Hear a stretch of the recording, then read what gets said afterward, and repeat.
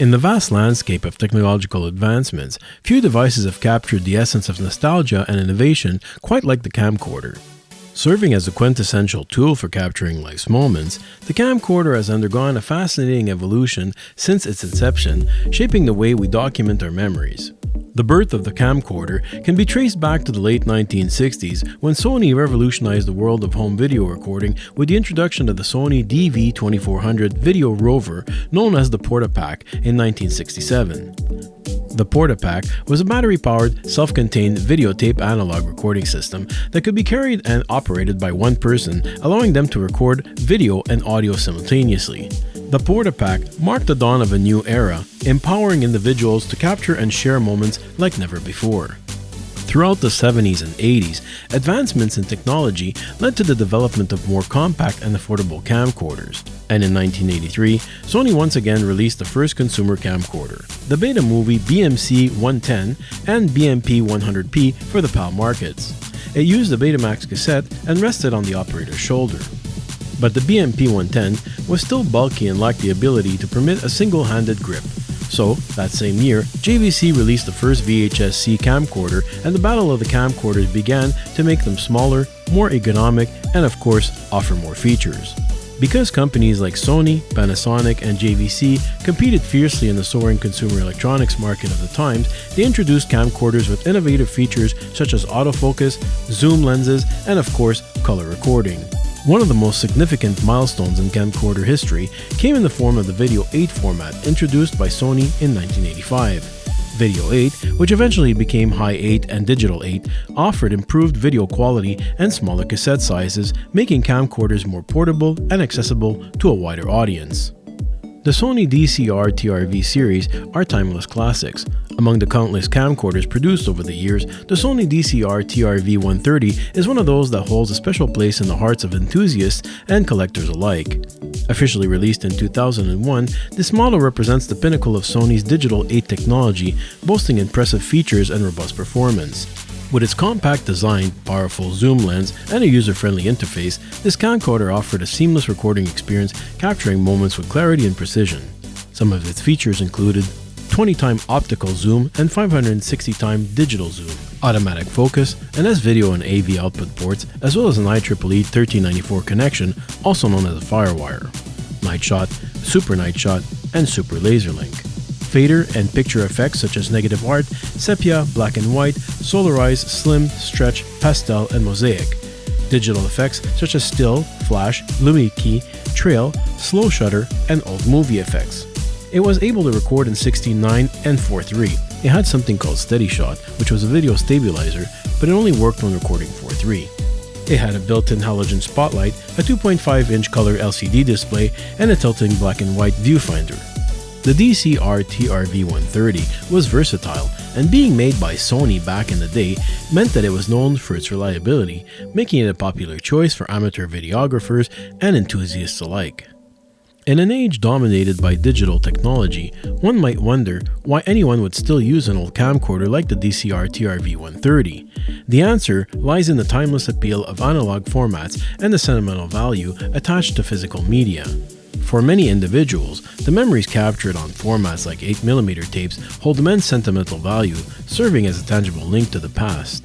Whether it's a childhood birthday party, a family vacation, or a cherished moment with loved ones, these recordings evoke nostalgia and emotion, transcending the limitations of time. While digital technology has undoubtedly transformed the way we record and share videos today, there's something inherently charming about using a vintage camcorder like the DCR-TRV130. Whether it's the tactile feel of the controls, the mechanical whir of the tape mechanism, or the warm, nostalgic look of analog footage, vintage camcorders offer a unique and immersive recording experience. And despite the prevalence of digital recording devices, there remains a significant demand for preserving analog memories in digital format. Fortunately, with the right tools and techniques, it's possible to transfer old recordings from formats like 8mm tapes to digital media, ensuring their longevity for future generations to enjoy. Moreover, vintage camcorders provide a sense of authenticity and craftsmanship that's often lacking in modern digital devices. From the precision-engineered optics to the rugged build quality, these vintage gems embody a bygone era of innovation and ingenuity, reminding us of the simpler pleasures of analog technology. In the ever-changing landscape of consumer electronics, the camcorder stands as a timeless symbol of creativity, nostalgia, and even human connection. From humble beginnings to technological marvels, camcorders have evolved alongside society, shaping the way we document and preserve our memories. So let's examine this vintage Sony DCR-TRV130, clean it up, find out the best way to transfer your old memories, and explore how we can utilize it today to keep the spirit of storytelling alive and perhaps even help bridge the gap between past, present, and the future. Hello everyone and welcome. I'm the Retro Repair Guy. So today we're going to be looking at the Sony DCR-TRV130. Now there's a bunch of them that were made, different models of course on the DCR-TRV series from Sony. These are great cameras. You're wondering why we're looking at this in 2024. Well, first of all, there's a lot of people still filming music videos with these. There's a lot of people who are using them for skateboarding. Now I don't know why, but they just went with it, with the trend now of filming themselves skateboarding with these old cameras. And of course a lot of people want to use them for nostalgic purposes, and also it gives you this special look when you're filming with it. I looked at even when you try to mimic it with the computer. If I try to mimic it right now in VHS, there's always something a little bit off that's missing from it. So the thing is that this camera really is amazing. Of course you might have a lot of 8mm tapes lying around from the 2000s, 90s or the 2000s that you want to transfer. So we're going to look at all of that today. And the thing is that these cameras, like I said, they pack a couple of cool features. Like it's got the night shot and the super night shot. So if you want to go ghost hunting with this is a perfect camera also for it. And the thing is, I'm going to show you also how you can record with this camera without any tapes, and no, you don't need to drag a computer or a laptop with you. There's a lot of cool stuff out there. So that you can record directly to an SD card. Yes, believe it or not. So anyways, there's all that. Yes, it weighs a little bit more because than the new ones today. Obviously from the batteries and everything. It's still fun, and I'll show you something else that I've got here. But the thing is, you see, these are the newer models. This is actually a couple of years old. It's a 1080p camera, and I'm filming right now with something similar, just a little bit bigger from Panasonic, which is a 4K. But they're really cool cameras, and Sony makes great stuff, right? And it's always so portable and everything. I love what they do. But anyways, point being is that I picked this up. It was really cheap, and it came with an old battery. And believe it or not, the battery, I bought a little charger for it. 17 bucks Canadian, and whatever I tell you the prices for, I'm going to put it down on the screen there in US funds as of today, of course, out of the exchange. But anyways, yeah, so they still sell chargers for these, and they still sell batteries. Why? Because they made it with something called the NPF battery. The NPF battery is a very popular battery that's used for everything. It's used for lighting. It's used for all kinds of stuff on the road. These are very popular and very standard battery, I should say. So the thing is, this is an NPF 330. Now, they have, for those who don't know, they have, and I'll put it up on screen here, 330, 550, I think 750, 950, whatever, or 960. They have a whole list of these. They're all the same, okay? So what's the difference? I'll show you in a minute as well. They're just basically bigger, and they can take up, they can last longer, right? And the beautiful thing about these cameras is that the batteries are, whenever they're bigger, whenever the batteries are bigger, the space is in the back here. They grow and grow. And again, I will show you in a minute. I just want to get through the whole camera thing here. Let's take a look at the battery. I wanted to show you this, and this is really a lot of fun. I think, as I said, this is a 330 battery. And now, if I'm not mistaken, it lasts a little bit. Roughly, I will tell you.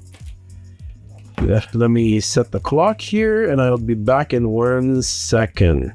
2,000 years later. So basically, if I take a look here, putting this battery in is 102 minutes. It says approximately. Not, I might have not charged it 100% because I did play around with it, but over 100 minutes, so over an hour or so of this battery life that you get on these cameras. Now, I'm going to show you something quite cool. Is I bought for this camera is falling apart, I think. I bought a huge ass battery.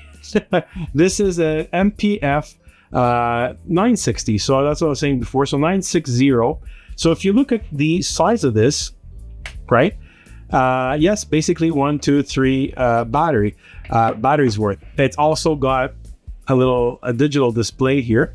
And so I'm not sure if you can see that, but anyway, it's got a little digital display to show you if it's full or not.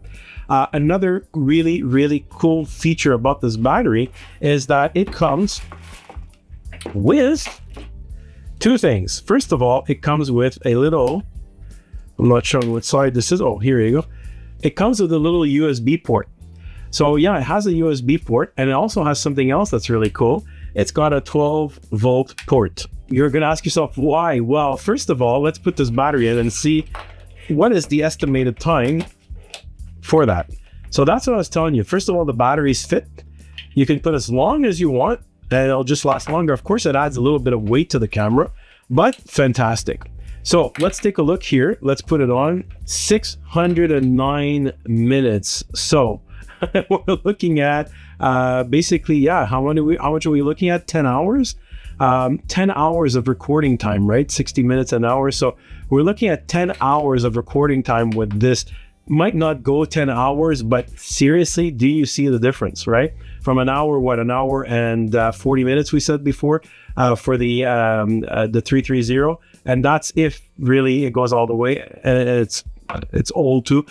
Yeah, so here's what you're looking at. You're looking at 6 hours of recording time, and the beauty of this, why you have a USB port, is if you're on the road and you want to attach other stuff to it, like I'm going to show you, you can run from a 12-volt DC 12-volt running a little screen, or you can plug something through the USB port, say like your phone, you're running out of charge, you're on the road, anything like that.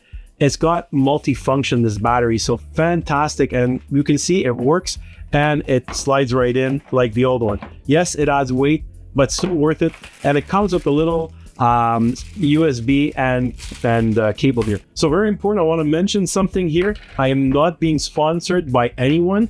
I wasn't given anything. And so this is not a review on anything. This is all stuff that I bought myself. And of course the charger is the same, just takes longer, of course, to charge. But yeah, it charges up the battery, no problem. So the same charger works for everything. So again, these are very popular batteries, and that's why they're so cheap. This was $39 Canadian, so $2 US. So yeah, seriously though, $39 Canadian. I mean, my God, for a huge battery like this, which has multi-purpose, fantastic.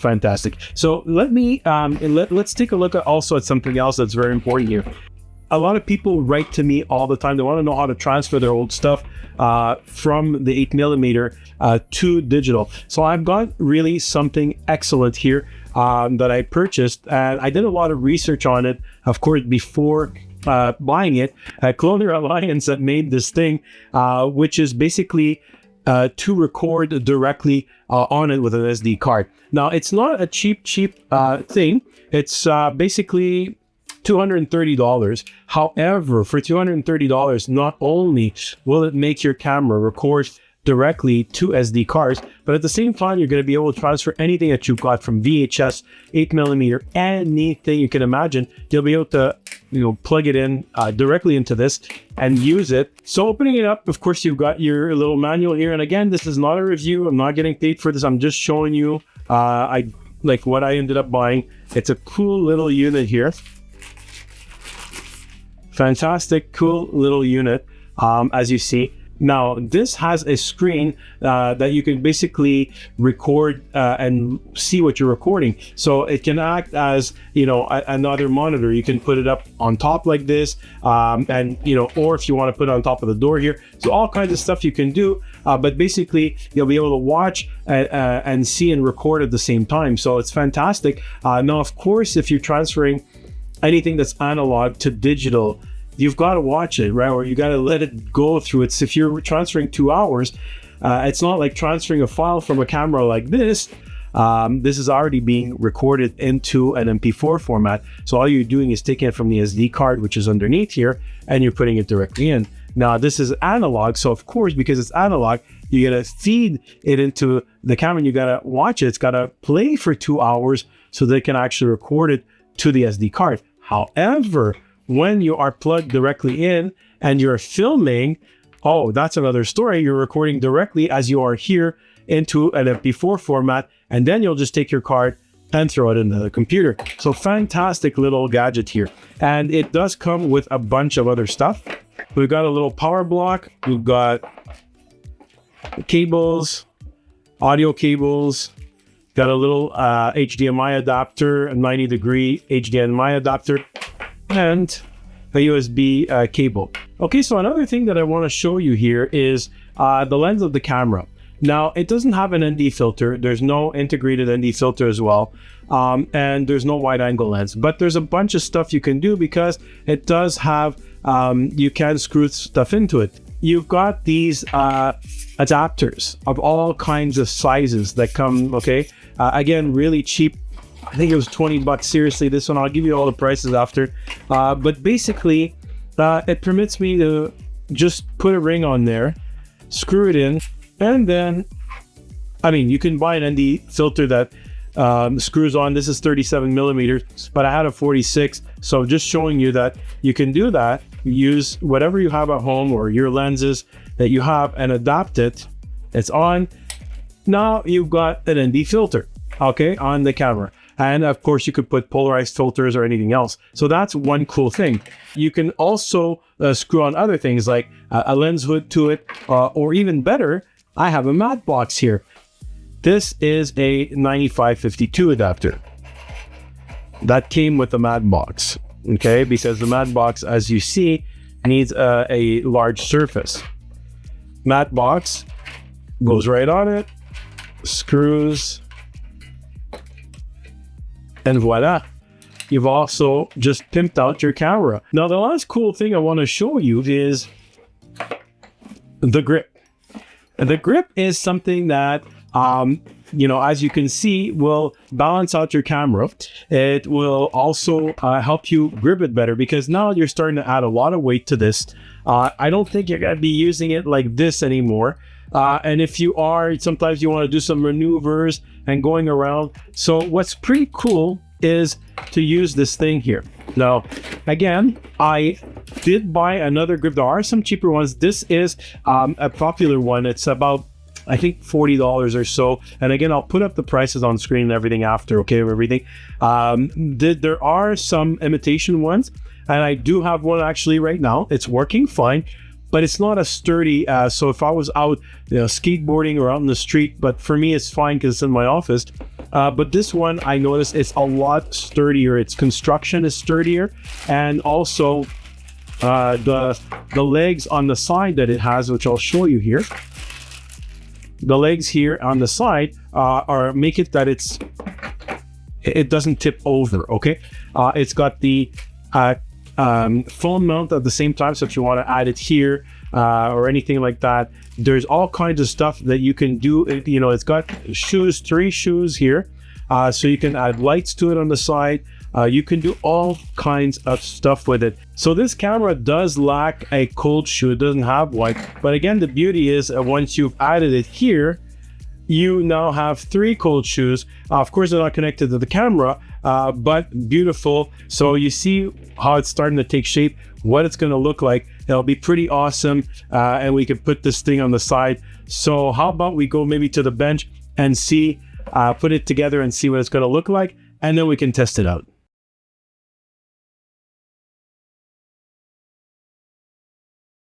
The camera's in fairly good shape, but it's seen its share of action. I began by removing the strap, as I won't be using it for this application and it's only going to get in the way.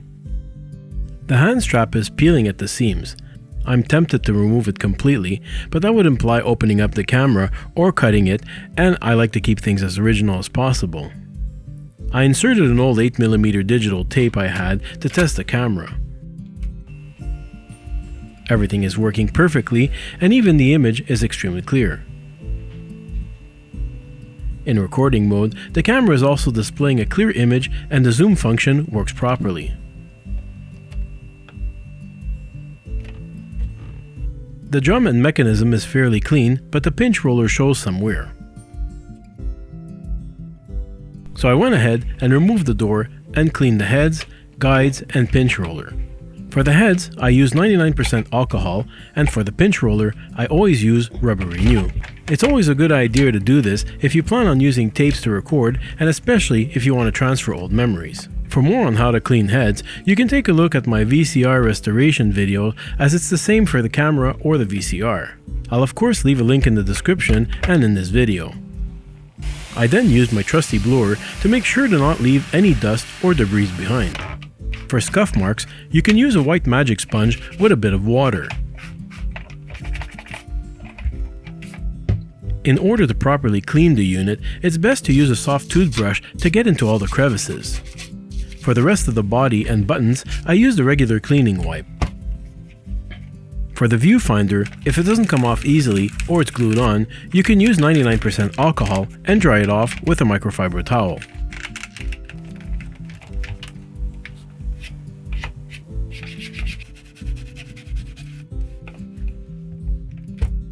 For the LCD display, I used a screen cleaner for monitors and TV screens with a clean microfiber towel.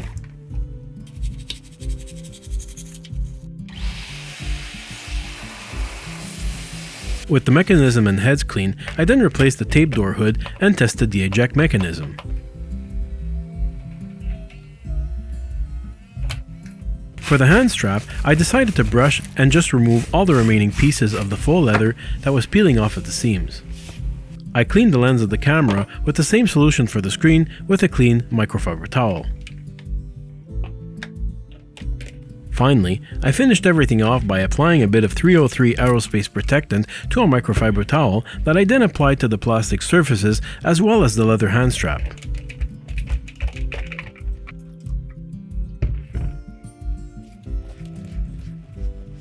With the camera ready for action, I began by mounting the camera to the grip. A few accessories come with it, and one of them is a smartphone holder. It's actually perfect to hold a Cloner Alliance video recorder. The grip also comes with a mini ball hot shoe mount to which I secured the holder. Moving on to the new battery I purchased, I noticed that the USB port is at the bottom. I would have preferred it to be at the top, which would have made it easier to connect the device to it. I tried it out at first, making sure it's powering the video recorder and everything powered on. I then readjusted the camera to the grip to make sure the USB connection is not obscured. While it is a tight fit, it ended up being perfect. The camera is straight and the USB connection and battery can be removed without unscrewing the camera from the grip.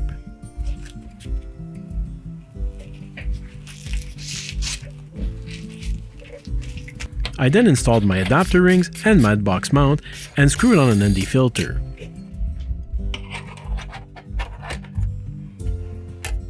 I then temporarily tied the cables to test everything out. The camcorder's menu is fairly simple. After setting the clock and language, I selected to record in 16:9 for today's standard as opposed to 4:3 for the older square television sets. The funny thing is that the steady shot is supposed to be available only in 4:3, but the option to turn it on is there. You can ignore the SP/LP record mode, as that was intended to record for a longer period on the tape but at a lower quality and has no effect on our external device. On the screen, we can see the wavy hand icon, meaning that the steady shot is active, and of course, the no tape icon that flashes that can be ignored. I was happy to see that there doesn't seem to be any delays between the Cloner Alliance and the camera. The recorder is pretty much plug and play, but there are 3 settings you'll want to adjust. The first is the recorded resolution. I adjusted it to 1920 by 1080, which means 1080p since we are recording in 16:9, and I will also upscale the footage in quality. Next, you can set the video bitrate to the maximum value offered, which is 10 megabits per second, as well as the audio bitrate to the maximum 320 kilobits per second. I almost forgot the video recorder came with a remote. I tried it and found it to be very responsive and useful for when filming alone. I then inserted a 256GB TF memory card, and the TF light and icon turned on, meaning it recognized the memory card. Oh, and I almost forgot.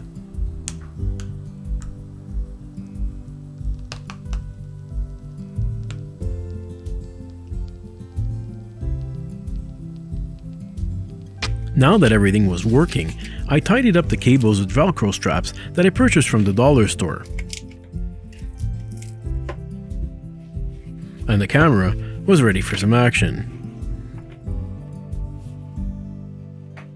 So before we go do some tests with it, I just want to tell you a couple of things. First of all, this Cloner Alliance thing, I could have done a whole episode on it, and it's a beautiful unit. There are a lot of reviews out there, and again, I didn't get it for free. I didn't, get any sponsorship or any money for it. It's just something I bought by myself. But I did my research, and I really looked and I watched some reviews, and I came to the conclusion this was a pretty good unit, and so that's why I went for it. Out of the box, it's pretty, I would say, plug and play.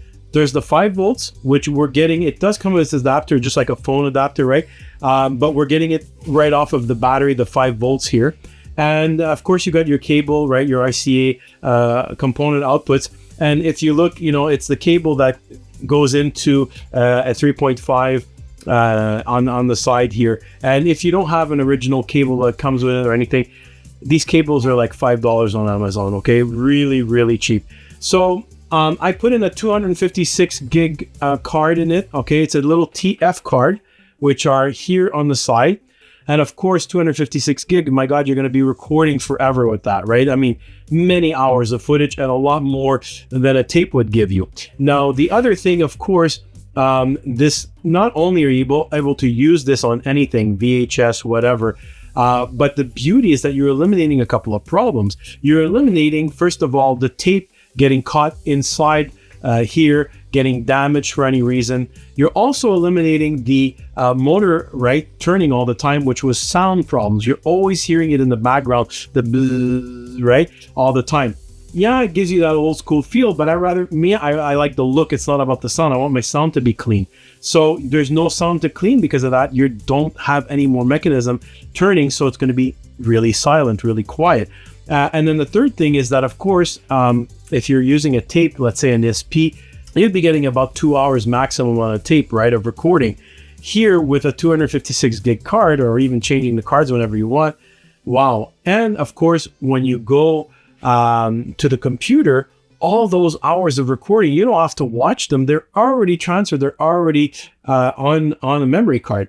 Also, I want to mention that this is an upscaler. Okay, so it is upscaling your footage. The footage will already be 1080p. You can select it to not do that if you want.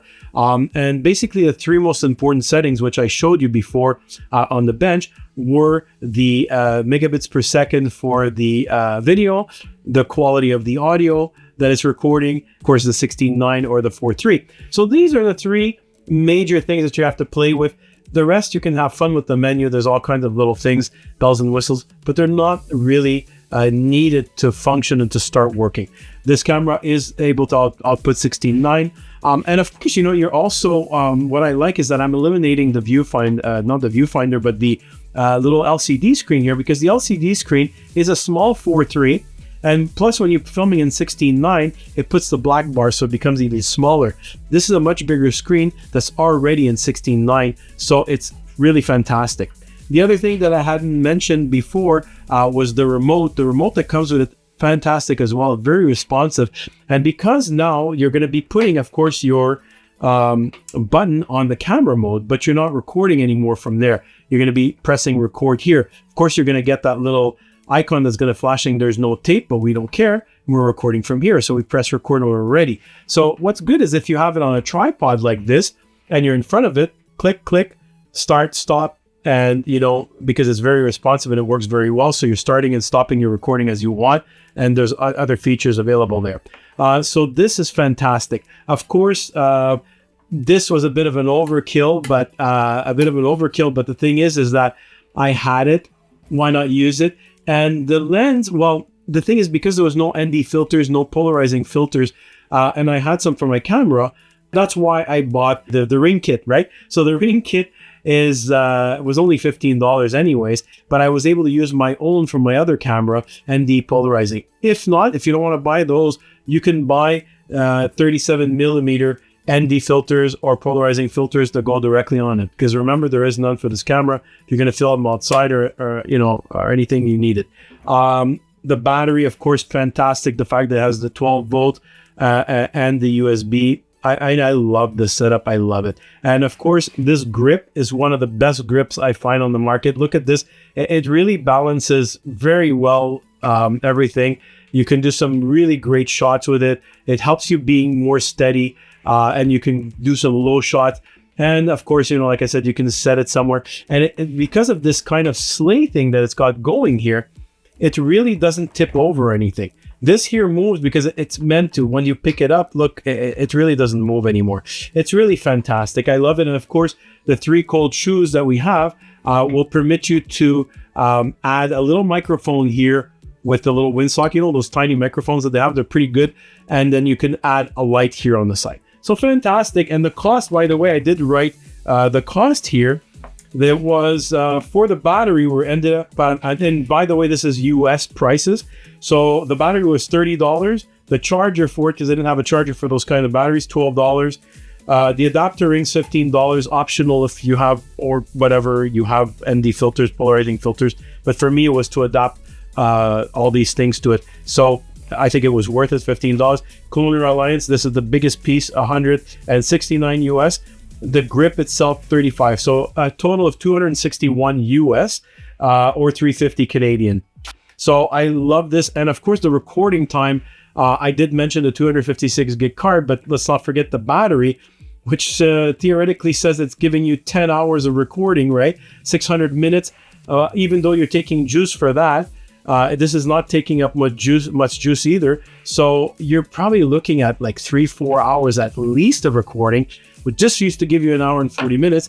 The tapes were giving you less than 2 hours. So, you know, you're really, this is a great little rig here. So anyways, I definitely can't wait to go look at the footage. So how about we go outside and we go a little bit around, do some test footage, and we'll take a look at what it looks like.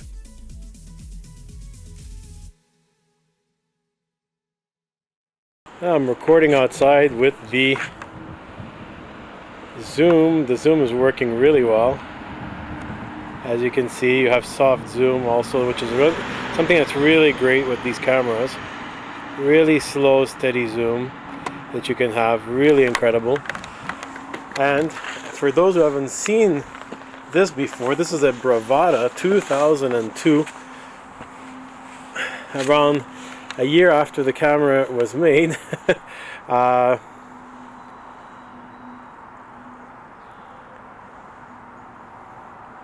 Yes, and I got this, and I'm planning to restore it. It's actually in very good shape, and old car, barely any mileage on it. Really nice. So not sure if it's good for vlogging, so you're seeing me like this now. Again, I'm using the camera microphone, and I'm really, like I said, I might be too close because I can't see myself right now. Oh, I could turn the screen and see myself. And this, ladies and gentlemen, is an old boat from the 1980s that, yes, Mrs. RG is really happy that I got. That I do intend to restore. And hopefully you guys want me to see me restore this.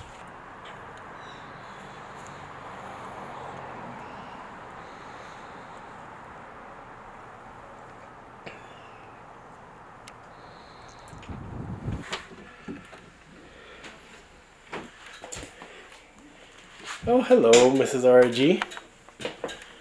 What do you think of my new camera? Extraordinary. Extraordinary. Do you like it? I think I'm going to be filming all my shows with this from now on. Looks old. Looks old? Well, it is old actually. It's like almost 20 years old. Say hi to everybody. Okay, bye-bye, Mrs. RG.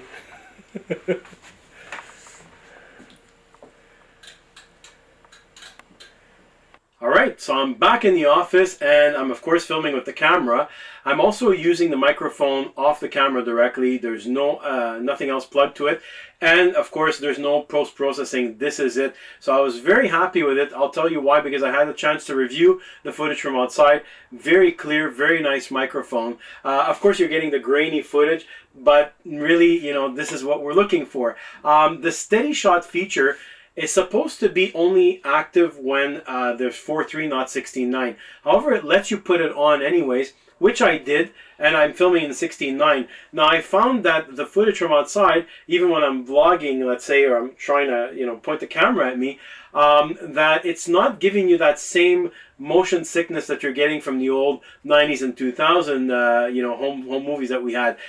There's something might be working. I don't know, but it's pretty nice. It's pretty, it's decent, I would say. I mean, of course, you can also, in post-production, if you're using something like Adobe Premiere, you can always apply a warp stabilizer, which will stabilize a little bit your footage. There are tricks to that, not to make it too crazy, because you don't want the image to be warping. The other thing is, I took a look at the files, and I'll put it up on screen.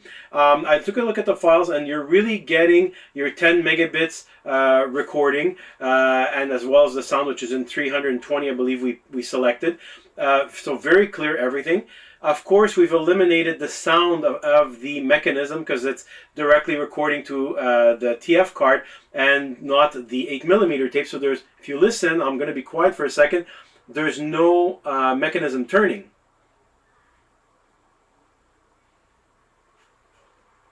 Nothing. Clear sound. I mean, we get a bit of background because, like I said, there's no post applied to it, and the windows open a little crack because it's hot in here. But I mean, aside from that, there is nothing. So that is fantastic as well. And so all in all, this is your look. And I want to mention one more thing that I forgot to mention that was very important while I was filming. I noticed that you can also use USB keys to record. There's a USB outlet on the Cloner Alliance, and you can record to a USB key. You don't necessarily have to use a TF card, so you've got that possibility as well, or a hard drive as well. You could put a little hard drive, so that'll give you an enormous amount of recording, right? You could put a little 1 terabyte if you wanted to go crazy over it on an SD, not an SD, but I mean on an SD drive or something like that, SSD.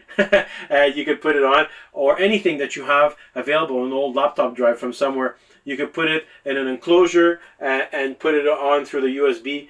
It's going to work as well. So that was cool. I forgot to mention that before. So anyways, let's go back to our regular camera. But all in all, this is it, and I'm very impressed.